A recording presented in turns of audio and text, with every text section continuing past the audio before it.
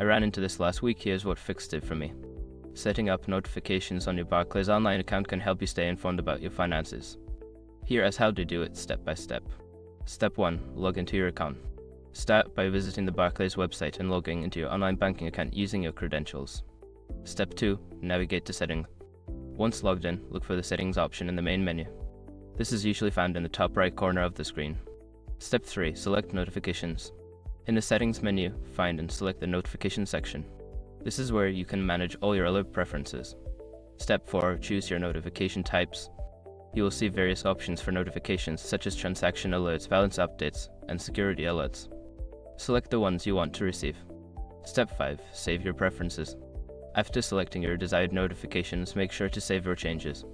Look for the Save button at the bottom of the page. Sometimes, if you forget to save your changes, you may not receive the alerts you set up. Always double check that you see a confirmation message after saving. I hope this helps you stay on top of your banking. If you have any questions, feel free to ask.